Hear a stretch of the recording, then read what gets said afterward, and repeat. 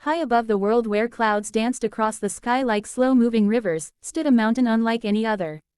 The Blue Mountain, named for the shimmering sapphire crystals that dotted its cliffs and caves, was a place of magic and harmony.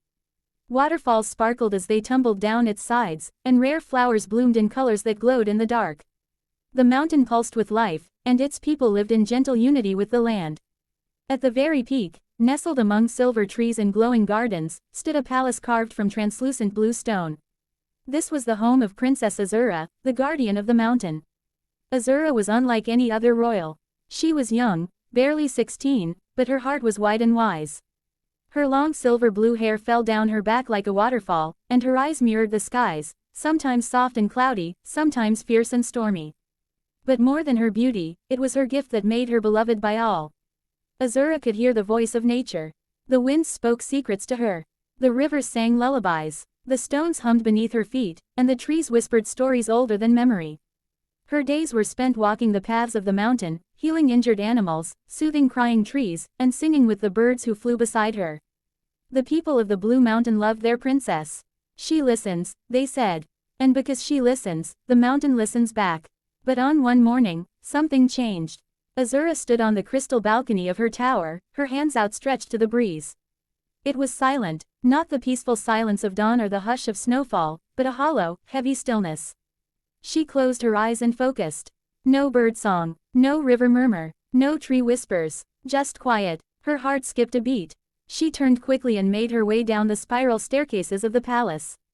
Lyric, she called. From the garden below, a small figure with leafy hair and golden-green wings fluttered into the air. Lyric, her fairy companion since childhood, zipped up to meet her, concern on his face. Azura, he said softly, you felt it too. I did, she replied, walking briskly toward the observation glade. Something is wrong. The glade overlooked the valley beneath the mountain, where villages, lakes, and forests sprawled like a painting. Azura looked down. The rivers that once shimmered like silver ribbons were dull. The trees looked droopy. Even the sky felt faded. She knelt beside a bluebell plant growing near the edge. Its petals were dry, curled inwards like it was hiding from the sun. Azura reached out to touch it, and for the first time in her life, she heard no voice. No greeting, no soft song. The flower was silent. She turned to Lyric. The mountain is hurting. Lyric landed on her shoulder. But how? There's no storm, no fire, no enemy. Nothing's happened. Azura narrowed her eyes. Something has happened. We just can't see it. The royal council gathered by noon. Wise elders, scholars, and keepers of ancient mountain lore sat in a circle inside the palace's star chamber, where the ceiling mirrored the sky. Azura stood before them. There is a silence falling on the mountain. I can feel it in the wind. Something is wrong with the balance. An old woman named Elder Nami, who had guided 3 generations of rulers, leaned forward. Long ago, she began, there was a tale told only to the guardians of the mountain, the rulers born with the gift of listening. Azura stepped closer. You mean the tale of the root of harmony? Nami nodded. Yes. Deep within the land lies the tree of balance. It connects all things, air, water, soil, fire, and soul. As long as the tree thrives, so does the mountain. But should the tree weaken, the world will begin to forget how to speak.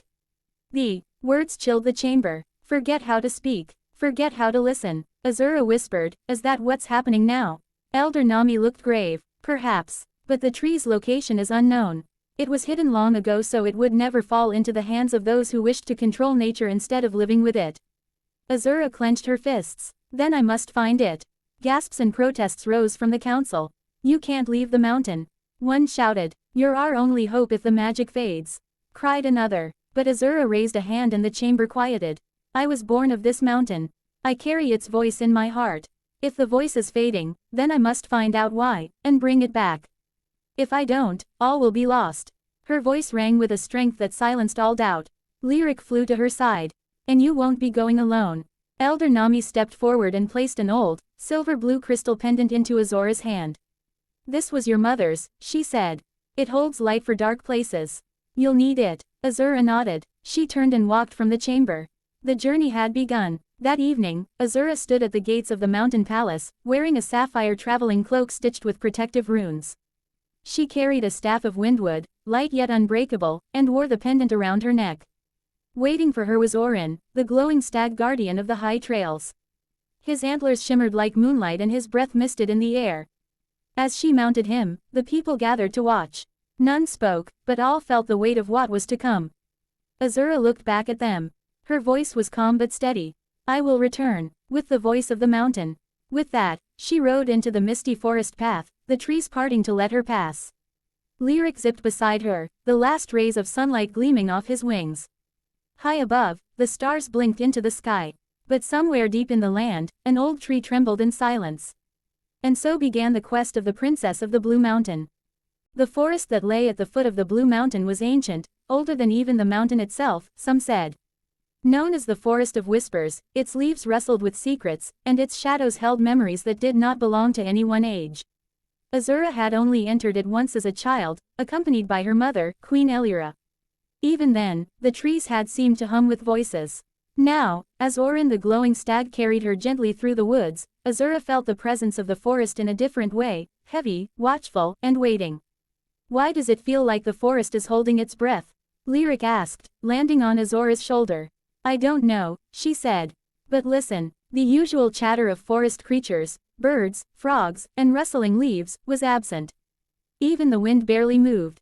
The silence was deeper than before, like a held note stretched too long. Suddenly, a faint shimmer crossed the path, a ripple, like light on water. Azura held up her hand. Stop. Orin paused. Azura slid off his back and approached the shimmer. As she moved, the air grew colder. Her breath puffed in front of her like mist. Magic, Lyric whispered. Old magic. Azura reached into her cloak and pulled out her mother's pendant. The crystal glowed softly, casting blue light ahead. The ripple pulsed once, then parted like a curtain. Beyond it was a path unlike any they had walked, a trail lined with trees whose bark shimmered silver and whose leaves whispered in tongues too old for words. Strange lights floated in the air, like fireflies made of starlight. Azura took a breath. This is the whispering path. The trees here remember. They stepped onto the trail. The deeper they went, the more surreal the forest became. Time seemed to blur. Azura would blink and find herself remembering long-forgotten dreams or the sound of her mother's lullaby, though no one had spoken. The forest is showing you pieces of your soul, Lyric said quietly, perching on her hood. It's a test of who you really are. Hours passed, though it was hard to tell if it was day or night. Finally, they reached a glade bathed in soft moonlight. In its center stood a tall, hooded figure draped in robes made of moss and leaves. Its face was hidden, but its presence was undeniable, both warm and powerful. Azura stopped. Orin bowed his head. Lyric fluttered to her side. I am Azura, Princess of the Blue Mountain, she said clearly. I seek the Tree of Balance. The figure raised its head. A voice, like wind through old branches, answered. All who seek must prove their truth. Speak your heart. Azura stepped forward. The mountain is in pain. Its rivers dry, its flowers silent, the voice of the world is fading, and I feel it slipping away from me. I don't want to lose the magic of listening, the connection between all living things. The figure said nothing. Azura continued, I don't want to rule with power. I want to serve with understanding. If the Tree of Balance is broken, I will find a way to mend it. The figure lifted a hand, and light poured from its palm, swirling around Azura like wind. It whispered words in a forgotten language, and suddenly, the forest around them shifted. The glade melted into a new space, a wide riverbed, dried and cracked. And from its center rose a creature of water, translucent and immense, with glowing eyes like deep ocean pearls. The river guardian, Lyric gasped. The guardian's voice echoed like waterfalls. You claim to listen, then listen to me. The rivers are angry, forgotten, dismissed. You ask for help, but do you hear our sorrow? Azura walked forward carefully. The dry ground crumbled under her feet. I do hear you, she said. But I don't understand yet. Teach me. The river guardian rose higher. Water coiled like serpents around it. Then hear this. The land withers because it has been taken for granted. Magic is not owed, it is earned through harmony. Azura closed her eyes. She listened, not just with ears, but with heart. She let go of fear and opened herself. She heard it. A murmur, low and broken. The memory of flowing water. The ache of dried streams. The sadness of being forgotten. She dropped to her knees and touched the ground. I'm sorry, she whispered. I didn't ask what you needed. I only thought of what we lost, not what you lost. The wind stilled. The guardian paused. Then, slowly, the water around it receded. The guardian's eyes softened. You have heard truly, it said. One piece of balance lies in compassion. It touched Azura's pendant, and a droplet of glowing water sank into the crystal. Azura gasped. The pendant pulsed brighter, and the dried riverbed around them shimmered. Faint green shoots began to sprout between the cracks. Then, in a blink, the glade returned. The hooded figure nodded once and vanished. Back on the whispering path, Azura leaned against a tree, catching her breath. That was only the first trial, Lyric said, awe in his voice. I know, Azura replied. She looked down at the pendant. A single droplet floated inside the crystal, glowing with soft blue light. Orin nuzzled her shoulder, ready to continue. Azura stood, brushing dust from her cloak. Then let's keep going. We're one step closer to the tree. She looked around at the forest. It still whispered, but now, it was softer, clearer, like a song remembering its tune. For the first time since her journey began, Azura smiled. The silence was beginning to lift. The journey beyond the forest of whispers led Azura and her companions into a region few dared enter. The glittering wastes, a barren plateau strewn with jagged rocks and shards of crystal, like broken stars fallen from the sky. Unlike the gentle beauty of the mountain or the haunting song of the forest, this place was silent in a different way. It felt brittle, sharp, and tense, as if the land itself had once held something beautiful but now only remembered the pain of its loss. This place, Lyric whispered, fluttering close to Azura's ear, it's like a broken harp. Something used to sing here. Now it just echoes. Azura guided Orin carefully across the shimmering landscape.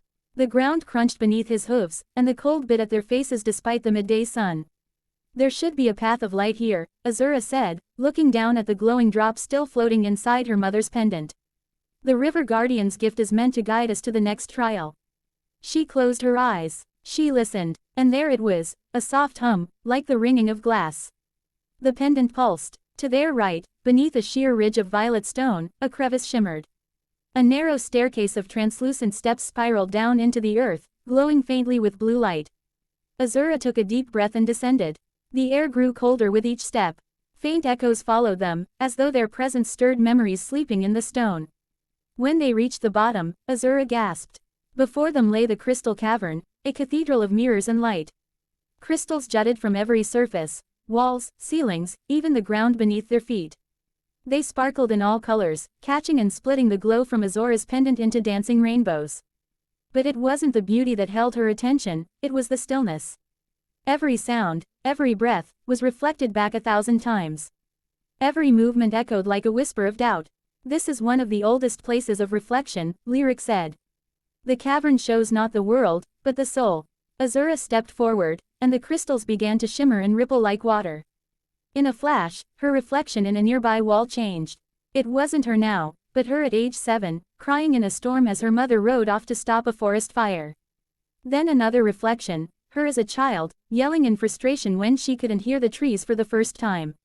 Then, her now, standing in this cave, but afraid. Alone, powerless. Azura turned her head sharply. What is this? Illusions? No, a voice echoed, her own voice, but laced with fear. Truth. The mirrors around her rippled and formed into a circle, surrounding her with shifting versions of herself, proud, scared, angry, silent, helpless, and strong. She dropped to her knees. The voices came all at once. You're just a girl. You're not ready. You'll fail. The mountain needs someone wiser.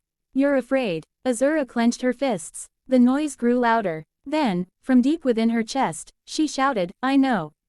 Silence. I am afraid, she said, rising slowly to her feet. I am young. I don't have all the answers. But I'm still here. I choose to be here.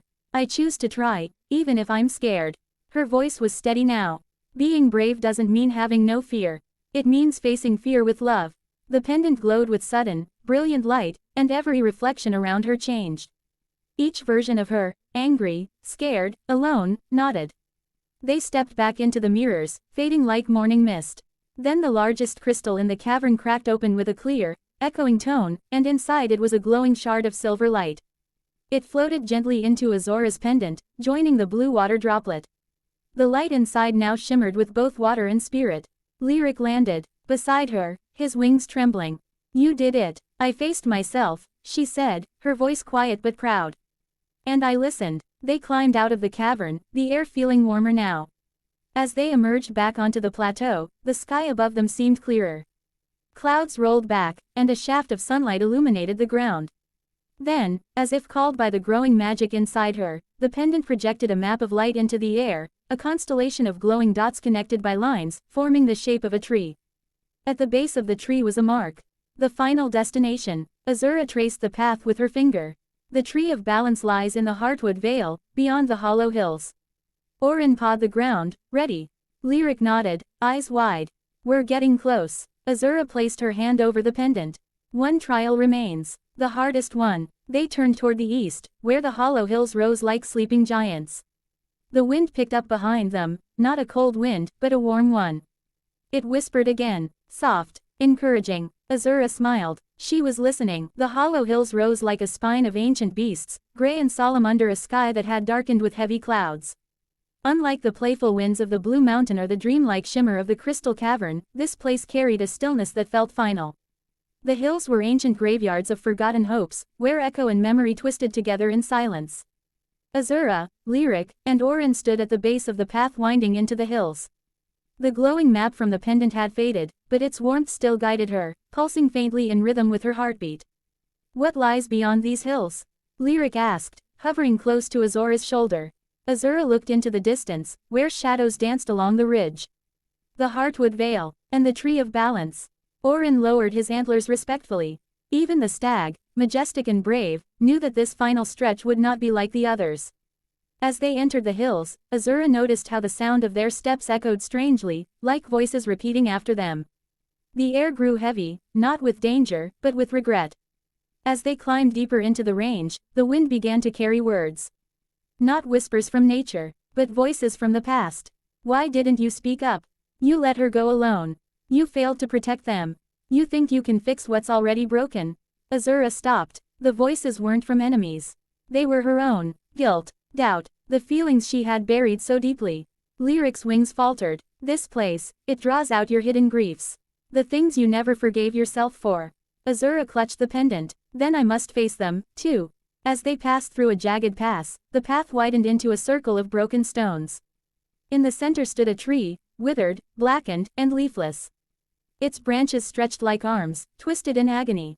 And beneath its roots was a pool of dark, mirror-like water. A shadow rose from the pool. It took Azura's shape, but its eyes were hollow. Its voice was hers, but layered with pain. You think you are a guardian? The shadow said. You couldn't save your mother. Azura's breath caught. The shadow stepped closer. You stayed behind when she faced the wildfire alone. You watched her ride away and did nothing. Azura fell to her knees. Tears welled in her eyes. I was only a child. The shadow cut her off. Exactly. Weak. Powerless. You heard the cries of the forest, but you couldn't stop them. Azura looked at the pool. She remembered that day. Her mother, Queen Elira, had embraced her tightly, placed the pendant around her neck, and whispered, "You will listen better than I ever could." Then she had ridden into the smoke. And never returned. I never told anyone, Azura whispered. But I hated myself for staying behind. I thought, if I had gone with her, maybe. Her voice cracked. The shadow smiled cruelly. Maybe you wouldn't be here at all. Azura looked up. The pendant around her neck pulsed. Then, a voice from within. Her own. Strong. Clear. You were not meant to stop the fire that day. Azura rose slowly. No, she said aloud. I was meant to learn from it. To carry what she protected. She gave her life so the mountain's future could survive through me. She stepped forward. The shadow lunged, but Azura held out her palm. I forgive myself, she said. Light erupted from the pendant, brighter than the sun. It struck the shadow and shattered it like glass. The blackened tree behind it began to transform. Its bark lightened, its branches straightened, and golden leaves bloomed where there had been none. From the center of the tree, a seed emerged, glowing with soft green light. Azura reached out and took it. It floated gently into her pendant, joining the water droplet and silver light. The pendant now pulsed like a heartbeat. The trials were complete. As they left the hollow hills, the darkness behind them faded. The clouds parted, and in the distance, like a dream made real, lay the Heartwood Vale, a lush, vibrant valley of towering trees, crystal streams, and birdsong that shimmered like bells. Azura stood on the ridge, tears still fresh in her eyes, but a new strength in her heart. I faced my fears, she whispered. I forgave myself. Lyric landed on her shoulder.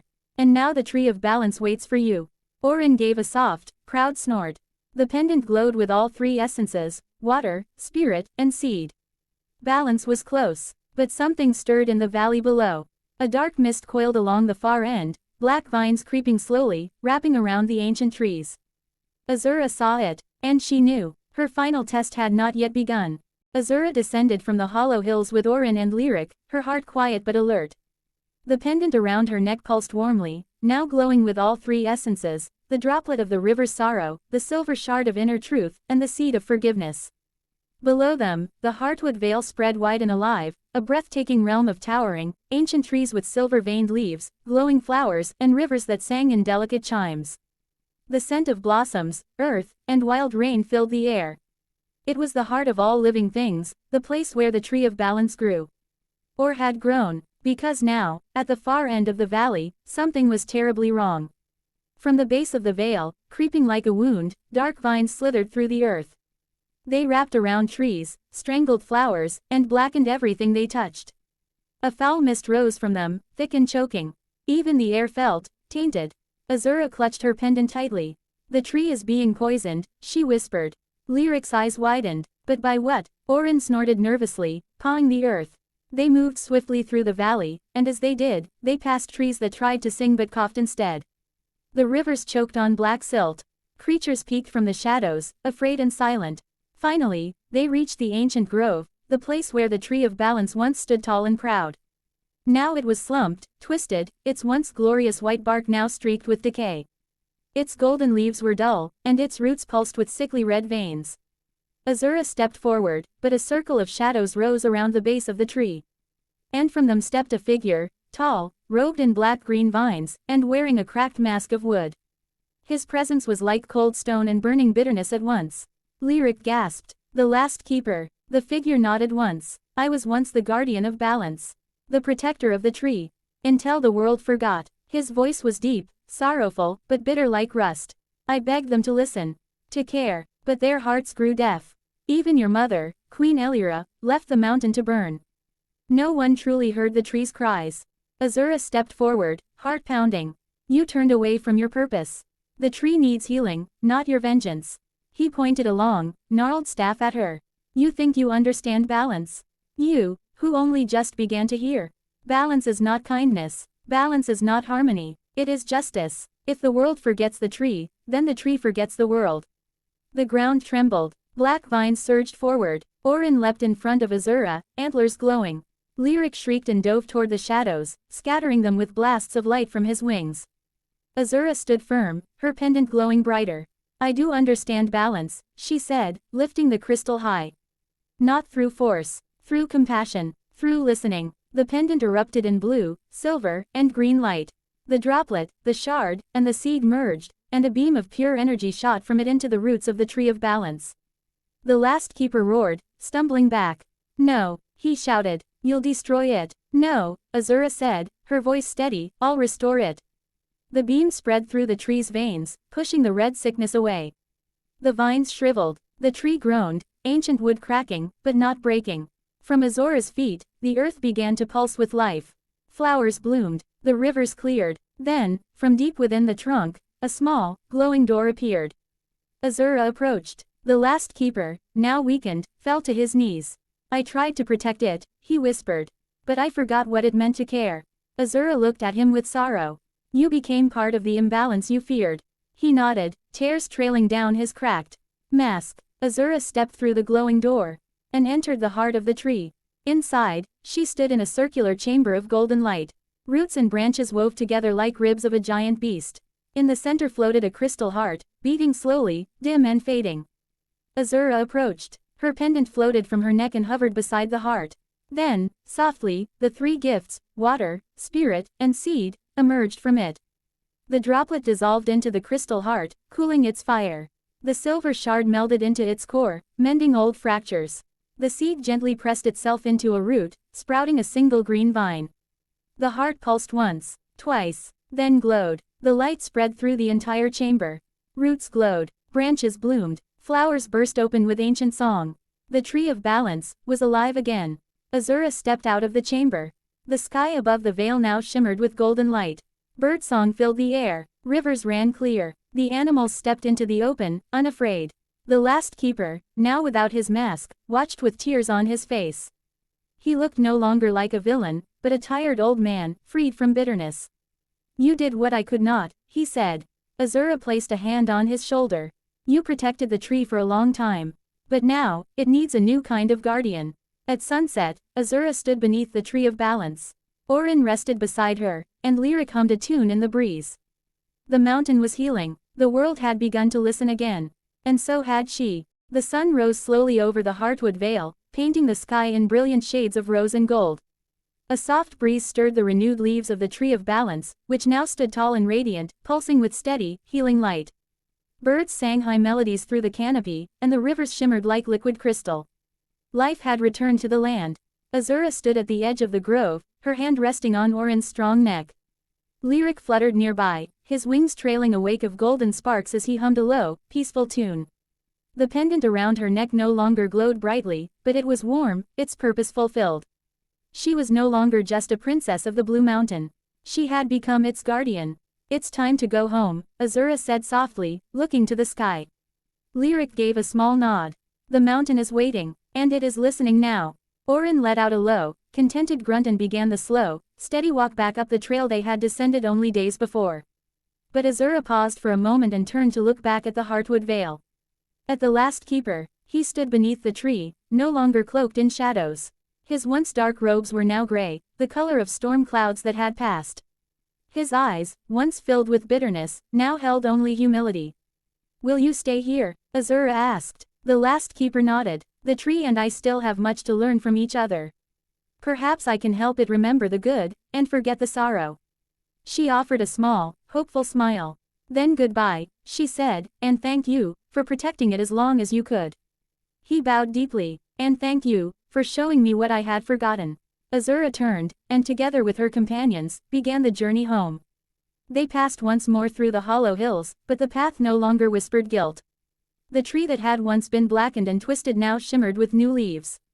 The ground was soft with moss, and instead of haunting voices, there was silence, the peaceful kind. In the glittering wastes, the crystal shards had become clearer, more vibrant. The winds that howled angrily before now danced playfully between the stones. When Azura looked into one of the crystals, she no longer saw versions of herself in pain, but visions of strength, love, and courage. By the time they reached the Forest of Whispers, the trees welcomed her like an old friend. Their leaves rustled in song, and the river guardian rose again, smiling from the waters. You've done well, child, the guardian said, voice rich like the current. Balance breathes once more. Azura nodded, placing her hand over the pendant. Because I learned to listen. The guardian nodded solemnly. Then you were ready. When Azura arrived back at the foot of the Blue Mountain, the sky was glowing with dusk. And as she climbed the final trail toward the palace gates, something stirred in the wind. 1,000 voices, birds, rivers, trees, animals, rose in chorus. She returns, not as a child, but as the mountain's voice. The people who had watched their princess depart into the unknown now gathered with joyful hearts as she returned, no longer simply their princess, but their guardian. The elders listened to her stories in awe. The council, once cautious of change, now bowed in understanding. And the queen's memorial, once silent and sorrowful, now bore flowers that sang with the wind. Azura placed the pendant on the altar, letting it rest beside her mother's crown. I will carry your legacy forward, she whispered. Not by following your path, but by listening to my own. Months passed. Under Azura's guidance, the kingdom of the Blue Mountain flourished in ways never seen before. She led her people to rebuild connections with the forests, rivers, and skies. She taught them to listen, not only to nature but to one another. Disputes among the villages were settled by quiet councils, where all were heard. Children were taught the songs of the earth again. One day, she stood atop the highest peak, the very summit where the winds of the world converged. Lyric flew beside her. Orin stood proud and tall.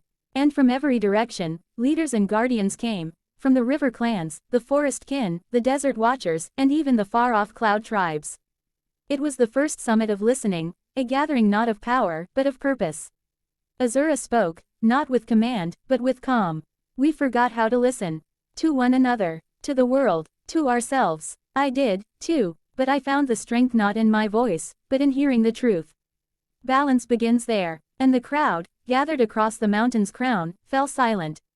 Years passed. Azura never claimed a throne, but she ruled with wisdom. She never wore a crown, but the people called her Queen of the Winds. She never raised a sword, but peace followed wherever she walked. Under her care, the Tree of Balance continued to thrive. The last keeper remained its protector, writing scrolls of guidance from its roots, his bitterness long healed. Orin's descendants roamed the forests freely, protected and sacred. Lyrics songs were taught to every child, not just as music, but as meditation. The Blue Mountain became not just a kingdom, but a sanctuary. And Azura, still young and radiant, stood often at the summit, eyes closed, listening to the wind. One quiet spring morning, Azura stood beside the heartwood tree once again. In her hand was a small child, her niece, born of her brother's line. The girl looked up at the great tree in awe. Azura bent down, holding out a new pendant, crafted from crystal, silver, and a tiny green sprout. "This is for you," she said gently. "One day, you will walk your own path. And you must listen, not to follow me, but to follow yourself." The child looked up, eyes wide. "Will the tree speak to me too?" Azura smiled. "It always does. The question is, will you listen?" The breeze stirred the leaves in answer. The tree's golden branches shimmered. And far above, the Blue Mountain sang. The end. Moral lesson. True strength lies not in control or power, but in the courage to listen, with compassion, humility, and an open heart. Azura's journey teaches us that leadership is not about authority, but about service, being present, attentive, and responsive to the needs of others. Healing the world begins with healing ourselves, by facing our fears, embracing our truths, and forgiving both others and ourselves. Listening is an act of love, to the voices of nature, to those around us, and to the quiet truths within our own hearts. Balance is not perfection, but the harmony that comes when we accept both light and shadow, strength and vulnerability. In a noisy world, the greatest magic is found in silence, stillness, and empathy. For more motivation stories, please like and subscribe. Thanks. God bless.